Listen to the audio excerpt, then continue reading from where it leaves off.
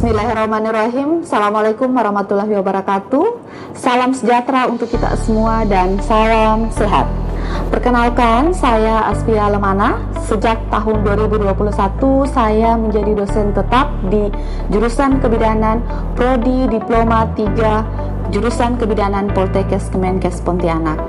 Latar belakang pendidikan saya adalah Magister Kesehatan Masyarakat dengan peminatan kesehatan ibu dan anak dan kesehatan reproduksi. Kewajiban dosen yaitu melaksanakan tridharma perguruan tinggi yang terdiri dari pengajaran, penelitian, dan pengabdian kepada masyarakat. Video ini disusun sebagai salah satu bentuk pemenuhan persyaratan dalam proses sertifikasi dosen gelombang pertama tahun 2025, khususnya sebagai pernyataan unjuk kerja tridharma perguruan tinggi PDD UKTPT di bidang pengajaran yang ditujukan pada mata kuliah dokumentasi kebidanan. Perkenankan saya untuk menyampaikan deskripsi dan informasi tentang mata kuliah dokumentasi kebidanan. Mata kuliah dokumentasi kebidanan merupakan mata kuliah wajib bagi mahasiswa semester 3 dengan bobot 2 SKS yang terdiri dari 1 SKS teori dan 1 SKS praktik. Teknik pengajaran yang dilakukan menggunakan metode DAI, yaitu Delivery, Interaction, dan Assessment. Capaian pembelajaran lulusan program studi kebidanan Diploma 3 Kebidanan adalah 1. Menunjukkan sikap bertanggung jawab atas pekerjaan di bidang keahliannya secara mandiri. Yang kedua, menguasai metode teknik pengetahuan prosedural dalam asuhan kebidanan pada kehamilan, persalinan, nifas, bayi baru lahir, bayi, balita, serta pelayanan KB dan kesehatan reproduksi. Dan yang ketiga adalah mahir dalam mendokumentasikan asuhan kebidanan esensial, menggunakan pendekatan manajemen kebidanan pada ibu hamil, ibu bersalin, dan bayi baru lahir, nifas, neonatus, keluarga berencana, dan kesehatan reproduksi dengan akurat secara komprehensif dan terorganisir. Selanjutnya, capaian pembelajaran dalam mata kuliah dokumentasi kebidanan adalah: yang pertama, mahasiswa diharapkan mampu menjelaskan konsep dasar, teknik-teknik dan model dokumentasi, sistem pengumpulan data rekam medik dan sistem dokumentasi, metode dokumentasi, dan prinsip dokumentasi. Yang kedua, mahasiswa diharapkan mampu menjelaskan pendokumentasian asuhan kebidanan menggunakan SOAP dengan pendekatan manajemen kebidanan. Yang ketiga, mahasiswa diharapkan mampu menganalisis dokumentasi asuhan kebidanan kehamilan, persalinan dan bayi baru lahir, nifas, neonatus, bayi, balita, keluarga berencana, dan kesehatan reproduksi. Yang keempat, mahasiswa mampu membedakan serta menunjukkan keterkaitan manajemen kebidanan dengan dokumentasi kebidanan. Dan yang terakhir adalah mahasiswa mampu menyusun dokumentasi kebidanan pada ibu hamil, ibu bersalin, dan bayi baru lahir, nifas, neonatus, dan keluarga berencana kesehatan reproduksi berdasarkan pendekatan manajemen kebidanan. Berikut ini saya akan sampaikan deskripsi mata kuliah dokumentasi kebidanan. Perkuliahan dokumentasi kebidanan ini meliputi konsep dan prinsip pendokumentasian dalam pengolahan asuhan kebidanan pada kesehatan ibu dan anak. Teknik pendokumentasian, model-model dalam dokumentasi, metode dokumentasian, akses untuk memperoleh rekam medik dan pendokumentasian asuhan kebidanan pada masa kehamilan, persalinan dan bayi baru lahir, nifas, neonatus, keluarga berencana, dan kesehatan reproduksi. Bentuk pembelajaran dokumentasi kebidanan menggunakan kuliah teori dan praktek dengan menggunakan model student centered learning, di mana proses pembelajaran mata kuliah dokumentasi kebidanan dilakukan secara sinkronus dan asinkronus.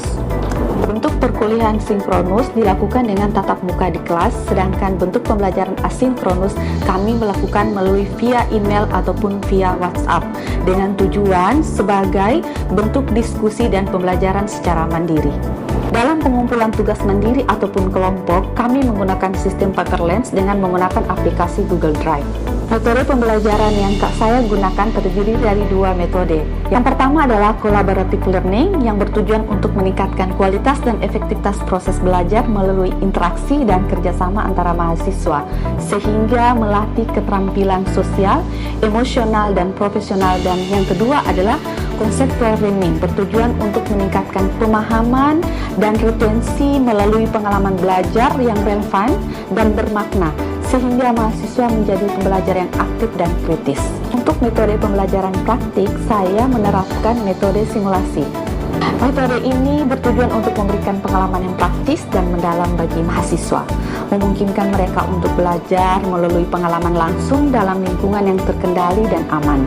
Dan case study, tujuan utama dari metode ini adalah untuk mendorong siswa menganalisis situasi, kemudian mengidentifikasi masalah dan menemukan solusi yang efektif. Untuk mempermudah penyampaian materi, saya menyiapkan bahan ajar seperti slide presentasi, modul pembelajaran, dan book chapter dokumentasi kebidanan yang telah saya susun bersama tim, sesuai dengan RPS. Kemudian, dalam kegiatan praktikum, saya memberikan tuntutan praktikum seperti responsi sebelum memulai praktikum dan selama praktikum berlangsung. Untuk sistem penilaian kemampuan mahasiswa dievaluasi dengan nilai tugas 10%, kemudian kuis 5%, observasi 35%, UTS 20%, dan UAS 30%. Soal UTS dan UAS menggunakan rubrik multiple choice dengan pendekatan soal vignette.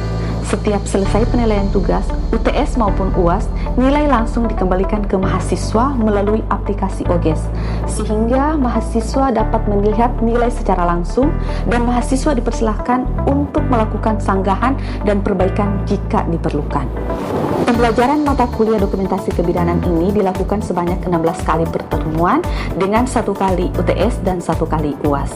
Demikian informasi yang bisa saya sampaikan mengenai mata kuliah dokumentasi kebidanan untuk mahasiswa program studi kebidanan program Diploma 3 semester 3 jurusan kebidanan Poltekkes Kemenkes Pontianak. Berikut merupakan cuplikan proses pembelajaran praktikum dan teori yang dilakukan di kelas. Selamat menyaksikan. Bismillahirrahmanirrahim. Assalamualaikum warahmatullahi wabarakatuh. Waalaikumsalam warahmatullahi wabarakatuh. Selamat pagi dan salam sejahtera untuk kita semua. Pagi, Bu. Bagaimana kabarnya hari ini? Alhamdulillah baik. Baik, seperti biasa sebelum kita memulai perkuliahan, kita awali dulu dengan berdoa. Baiklah, saya persilakan kepada ketua kelas untuk memimpin doa pada pagi hari ini. Baik Ibu, marilah kita berdoa bersama-sama dengan kepercayaan masing-masing. Doa dimulai. Doa selesai. Baik, sebelum Ibu lanjut ke pertemuan yang berikutnya, Ibu mau review dulu pertemuan yang kemarin. Ya, kemarin kita sudah membahas tentang bagaimana menentukan data subjektif dan data objektif. Siapa yang bisa menjelaskan kembali apa itu SOAP? Saya, Bu. Baik, silakan Salma. Baik Bu, untuk data subjektif itu data yang kita dapat dari pasien. Data objektif itu data yang dari hasil pemeriksaan, mulai dari pemeriksaan umum, pemeriksaan fisik, dan pemeriksaan laboratorium. Kemudian analisis itu hasil dari pemeriksaan subjektif dan objektif. Kemudian penata laksanaan itu hasil dari analisis, hasil akhirnya Ibu. Baik, terima kasih Salma. Berikan aplaus untuk Salma. Oke, jadi apa yang sudah dijelaskan oleh Salma tadi itu sudah cukup jelas bahwa data subjektif itu adalah data yang kita peroleh dari keluhan pasien. Kemudian data objektif adalah data yang kita peroleh dari hasil pemeriksaan umum, pemeriksaan fisik, pemeriksaan laboratorium. Kemudian kita membuat analisis berdasarkan dari data subjektif dan objektif. Setelah itu barulah kita membuat penata laksanaan. Penata laksanaan kita buat berdasarkan hasil dari analisis. Di pertemuan ke-6 ini kita akan membahas tentang memahami pendokumentasian asuhan kebidanan pada kehamilan yang patologis dengan SOAP. Ya, tujuannya adalah harapannya mahasiswa mampu menjelaskan kembali tentang pendokumentasian asuhan kebidanan pada kehamilan patologis dengan SOAP. Artinya kita di sini tidak hanya menjelaskan tapi mampu mengaplikasikan, ya. Nah, yang patologis yang dibahas dalam pertemuan ini terdiri dari yaitu adalah anemia ringan, anemia sedang sampai dengan anemia berat. Baik, ini adalah yang akan kita pelajari hari ini tentang pendokumentasian asuhan kebidanan pada kehamilan. Nah, ini berulang-ulang kali Ibu selalu menjelaskan apa sih itu pendokumentasian. Di pertemuan sebelumnya pun kita sudah membahas apa itu pendokumentasian. Nah, secara spesifik pendokumentasian pada kehamilan adalah pencatatan secara sistematis, ya, kemudian akurat dan menyeluruh mengenai proses asuhan kebidanan yang berhubungan dengan kehamilan sampai dia menjelang persalinan. Artinya asuhan ini kita buat dari dia trimester pertama sampai dengan trimester ketiga. Tujuannya apa? Nah, di tujuan asuhan pendokumentasian kebidanan ini yang pertama adalah sebagai alat komunikasi. Artinya ketika kita membuat sebuah pendokumentasian, kita bisa menjadi alat komunikasi kita antara tenaga medis, baik sesama bidan maupun tenaga kesehatan yang lainnya. Ya, jadi mereka nggak perlu lagi bertanya ke kita, cukup dengan melihat pencatatan. Mereka sudah tahu apa keluhan pasien, apa yang dibutuhkan oleh pasien. Kemudian yang kedua adalah menjadi kesinambungan pelayanan kesehatan, ya, menjadi kesinambungan pelayanan kesehatan. Ketika pasien itu mengalami keluhan patologis yang akan kita bahas di sini, contohnya misalnya anemia, artinya pasien itu memerlukan pemeriksaan laboratorium. Kemudian selanjutnya sebagai bukti tertulis dan legal atas pelayanan yang diberikan. Artinya ketika kita membuat pendokumentasian, kita ini adalah merupakan bukti yang legal. Jadi kalau kita hanya mengatakan, Bu, saya sudah melakukan pemeriksaan pada ibu hamil ini, buktinya mana? Kalau tidak ada pencatatan, orang-orang itu tidak akan percaya apa asuhan yang sudah kita berikan kepada ibu hamil. Makanya kita harus membuat pencatatan. Selanjutnya digunakan untuk evaluasi kondisi ibu hamil dari waktu ke waktu, ya. Jadi dengan pencatatan itu kita bisa mengevaluasi. Kemarin ibu hamil ini keluhannya apa sih? Kan gitu. Nah, setelah saya berikan penata laksanaan, apakah ibu hamil ini sudah menjadi sehat? Apakah ibu hamil ini sudah menjadi baik ataupun sebaliknya? Jadi kita bisa mengevaluasi dari hasil pencatatan. Kemudian menjadi sumber data untuk audit klinis, pendidikan, dan penelitian. Sebagaimana adik-adik ketahui bahwa banyak yang meneliti berdasarkan hasil pendataan. Kita nggak bisa langsung serta-merta melakukan penelitian tanpa ada catatan, ada data. Baik, selanjutnya isi dokumentasi kebidanan kehamilan. Sebenarnya pada prinsipnya isi dokumentasi itu hampir semuanya sama, ya, antara kehamilan, persalinan, nifas sampai dengan kesehatan reproduksi. Pada prinsipnya sama. Hanya ada beberapa poin yang berbeda yang kita sebut dengan apa kemarin yang sudah Ibu jelaskan? Apa kemarin? Siapa yang masih ingat? Data fokus. Nah, itulah yang membedakan antara isi dokumentasi kebidanan, ya. Nah, contoh di kehamilan. Pertama adalah ada identitas ibu hamil. Akan berbeda identitas keluhan antara ibu hamil dengan ibu nifas, ibu bersalin, itu kan pasti akan berbeda. Kemudian ada riwayat kehamilan sekarang dan sebelumnya. Ini juga penting. Kenapa dalam kehamilan kita perlu memahami riwayat kehamilan sekarang dan riwayat kehamilan sebelumnya? Karena itu akan berhubungan dengan kehamilan yang sekarang. Misal pada ibu hamil sebelumnya mengalami abortus, bisa jadi pada saat dia hamil sekarang itu berpotensi juga untuk menjadi abortus ataupun anemia ataupun plasenta previa. Kemudian ada pemeriksaan fisik dan penunjang, ya, terdiri dari yang perlu kalian underline adalah di fundus uteri dengan detak jantung janin atau yang kita kenal dengan pemeriksaan Leopold. Itu yang membedakan dengan pemeriksaan nifas, bayi baru lahir, dan persalinan. Oke, kemudian ada hasil pemeriksaan laboratorium. Ibu hamil wajib melakukan pemeriksaan laboratorium. Kemudian ada diagnosa kebidanan, ya, yang tadi sudah dijelaskan sebelumnya oleh temanmu Salma. Analisisnya seperti apa, gitu ya. Kemudian apa intervensi atau tindakan kebidanan yang kita berikan kepada ibu hamil, ya. Kita memberikan intervensi berdasarkan diagnosis, ya. Kemudian kita memberikan penyuluhan.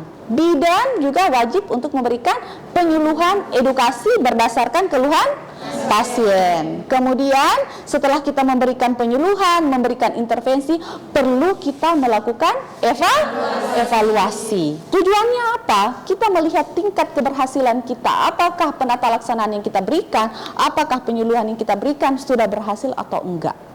Selanjutnya ada teknik penulisan dokumentasi asuhan kebidanan kehamilan. Yang pertama adalah pengkajian. Perlu bagi kita untuk mengkaji yang terdiri dari data subjektif dan objektif. Kemudian kita merumuskan masalah. Sebenarnya pada prinsipnya ini sama dengan yang tadi, ya. ada perumusan diagnosis, kemudian ada perencanaan, implementasi, evaluasi, dan pencatatan asuhan kebidanan dengan menggunakan SOAP yang sudah Ibu jelaskan kemarin.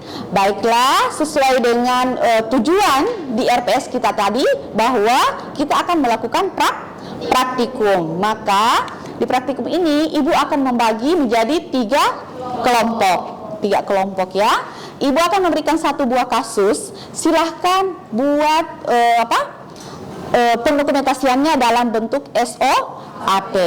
Baik, ini kelompok 1, kelompok 2, dan kelompok 3.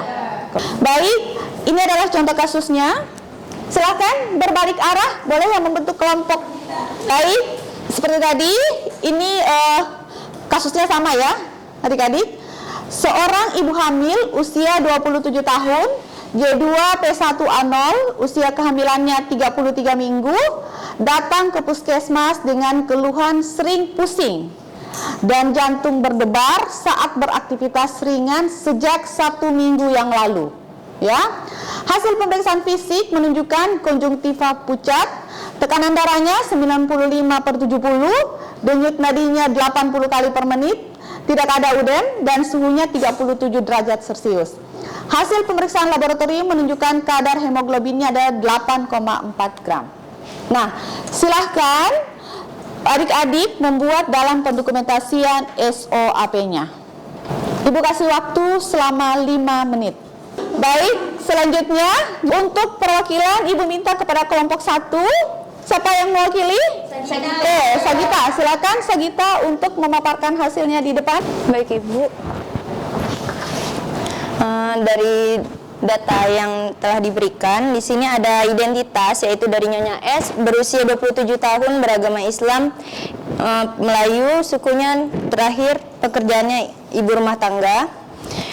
Tanggal pemeriksaan pada tanggal 9 Juli 2025 pada pukul 8.45 untuk kunjungan ulang dengan ada keluhan. Keluhannya ibu mengatakan lemas, sering pusing, dan jantung berdebar saat beraktivitas ringan sejak 1 minggu yang lalu. Pada hasil HPHT-nya yaitu 20 November 2020 dengan tafsiran 27 minggu. Kemudian dari data objektifnya yaitu kesadaran umumnya kompos mentis, keadaan umum baik, emosionalnya stabil, tinggi badannya 158 cm, berat badan yang sekarang 68 kg, berat badan sebelum hamil 55 kg, dengan IMT prahamil 22,57, termaksud kategori normal, lilanya 28 cm, terus ada tekanan darah 95/70 mmHg, denyut nadinya 80 kali per menit, pernapasan 20 kali per menit, dan suhunya 37 derajat Celcius. Pada pemeriksaan fisik, udem tidak, pembesaran kelenjar tiroid tidak, kelenjar limfa tidak, vena jugularis tidak.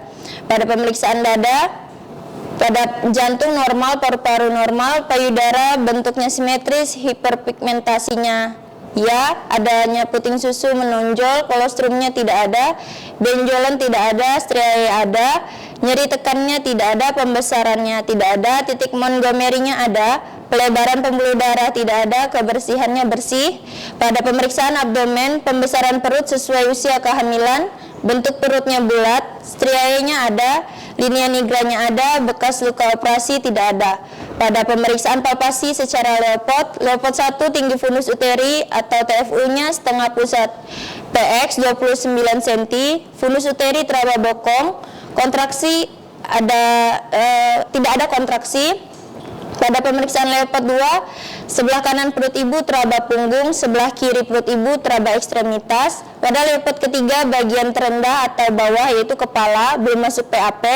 Leopard keempat, masuknya bagian rendah janin ke dalam PAP, konvergen. DJJ-nya ada, frekuensi 155 kali per menit secara teratur. Lokasi punktum maksimumnya sebelah kanan perut ibu.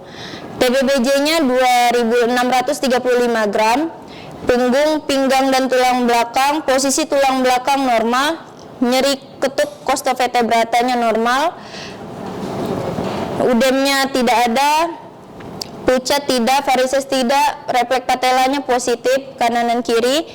Pada pemeriksaan penunjang, pada pemeriksaan laboratorium, pemeriksaan HB-nya 8,4, gram per dl. Pada pemeriksaan penunjang lainnya seperti HBsAg, HIV, sifilis, dan malaria negatif. Diagnosanya di sini, Nyonya S, G2P1A0, hamil 33 minggu, janin tunggal hidup dengan anemia sedang. Hamil 33 minggu 1 hari dengan keluhan masalah kepala pusing, berkunang-kunang, dan lemas sejak 1 minggu yang lalu. Kebutuhan ibu hamil mengonsumsi makanan zat besi seperti sayur-sayuran hijau, hati ayam, kacang merah, kacang hijau, dan memberikan tablet Fe. Pada diagnosa potensialnya terjadi anemia sedang. Masalah potensialnya pada ibu perdarahan pasca persalinan, pada bayi lahir prematur, bayi lahir dalam BBLR. Antisipasinya itu kebutuhan nutrisi pada ibu hamil harus terpenuhi mengonsumsi tablet Fe dengan benar.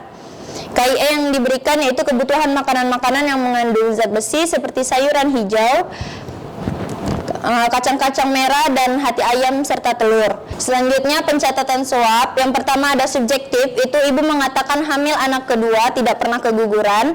Ibu mengatakan kunjungan ulang tanggal 9 Juni 2025. Yang ketiga, ibu mengeluh pusing, berkunang-kunang, lemas sejak 1 minggu yang lalu. Pada data objektif, KU ibu baik, kesadarannya kompos mentis, TP-nya 25 bulan 4 2023, tekanan darahnya 95/70, nadinya 80 kali per menit, suhu 37 derajat Celcius, pernapasan 20 kali per menit, konjungtivanya pucat, TFU setengah pusat PX atau 29 cm, leopard 1 teraba bulat, lunak dan tidak melenting, leopard 2 bagian perut ibu sebelah kanan teraba keras datar seperti papan atau punggung, sebelah kiri teraba bagian terkecil janin yaitu ekstremitas. Pada leopard ketiga, bagian terendah janin teraba bulat, keras melenting, kepala belum masuk PAP. Yang pada leopard keempat yaitu konvergen, DJJ-nya 155 kali per menit, TBBJ 2635 gram, HB-nya 8 gram persen. Pada analisis G2P1A0, hamil 33 minggu 1 hari, janin hidup tunggal dengan anemia sedang. Penata laksanaannya, yang pertama menginformasikan hasil pemeriksaan, kedua menjelaskan pada ibu tentang keluhan yang dirasakan yaitu pusing, berkunang-kunang, dan ibu merasakan lemas. Hal ini disebabkan karena kadar HB ibu yang berkurang. Ketiga, menjelaskan bahaya anemia sedang pada ibu dan janin. Dampak dari kekurangan HB pada ibu hamil ialah terjadinya perdarahan antepartum, gangguan pertumbuhan janin dalam rahim. Yang keempat, menjelaskan mengenai gizi yang dibutuhkan pada ibu yang mengalami anemia sedang, yaitu perbanyak makan makanan yang mengandung zat besi seperti mengonsumsi sayur-sayuran hijau, daging merah, hati ayam, kacang merah, kacang hijau, tahu, tempe, dan telur. Yang kelima, menganjurkan ibu untuk menjaga pola istirahat tidur siang yaitu 1-2 jam dan malam 7-8 jam. Yang keenam, memberikan ibu tablet Fe 1x1 dan vitamin C 1x1 diminum pada malam hari, bisa diminum dengan air putih atau air jeruk, tidak dengan kopi atau teh. Yang ketujuh, menganjurkan ibu untuk melakukan perawatan payudara. Yang kedelapan, menjelaskan pada ibu tanda bahaya kehamilan TN3 yaitu bengkak pada wajah, pada tangan, keluar air ketuban sebelum waktunya, perdarahan hebat, dan gerakan janin berkurang, serta pusing yang hebat.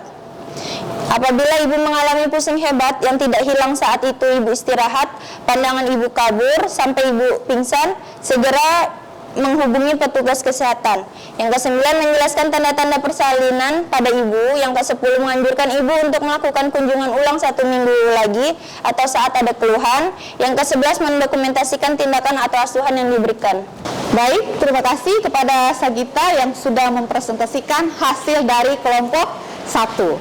Oke, ibu ingin bertanya nih, karena kelompok 1 sudah menjelaskan, ibu ingin bertanya ke kelompok 2. Menurut kelompok 2, apa yang menjadi data fokus di keluhan subjektif? Saya, Bu, silakan. Baik, Bu, berdasarkan kasus untuk data subjektifnya, untuk data fokusnya itu dari keluhannya Ibu, yaitu ibunya mengatakan keluhan lemas, sering pusing, jantung berdebar, dan saat beraktivitas ringan sejak 1 minggu yang lalu. Itu, Bu, untuk data fokusnya. Baik, terima kasih kepada Amelia. Benar enggak jawabannya Amelia ini?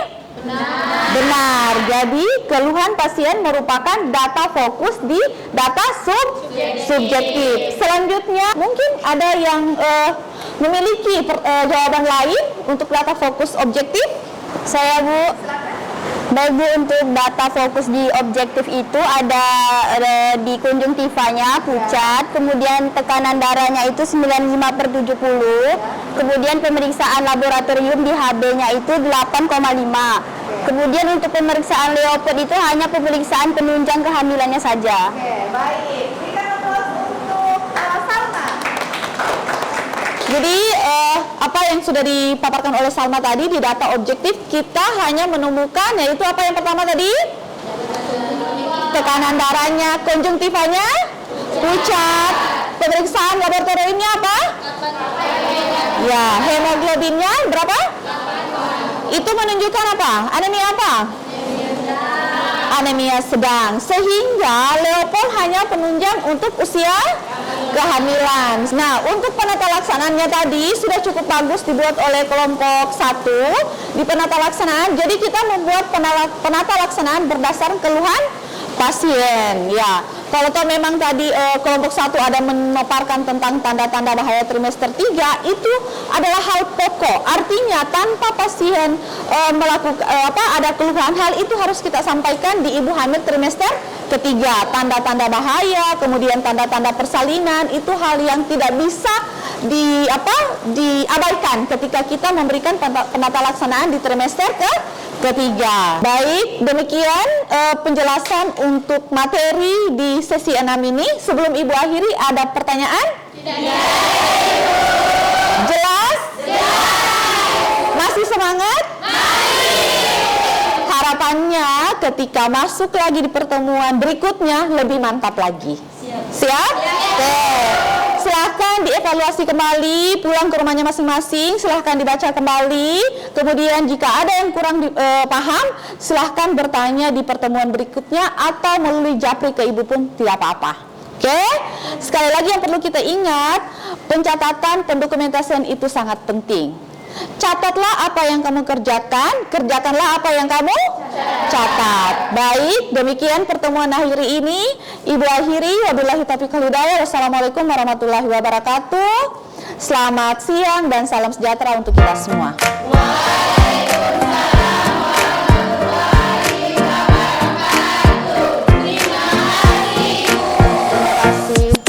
Demikian deskripsi singkat dari saya, semoga dapat memberikan gambaran mengenai kegiatan pada bidang pendidikan dan pengajaran yang saya lakukan sebagai dosen di jurusan kebidanan Poltekkes Kemenkes Pontianak, khususnya di mata kuliah dokumentasi kebidanan. Atas perhatiannya, saya ucapkan terima kasih banyak kepada seluruh tim penilai dan panitia sertifikasi dosen gelombang pertama tahun 2025. Tidak lupa juga saya mengucapkan terima kasih kepada jurusan kebidanan dan jajaran Direktorat Poltekkes Kemenkes Pontianak, rekan sejawat, dan teman-teman mahasiswa. Saya Asfiah Lamana, pamit undur diri. Semoga video ini bermanfaat untuk kita semua. Saya akhiri, wabillahi taufiq wal hidayah. Wassalamualaikum warahmatullahi wabarakatuh.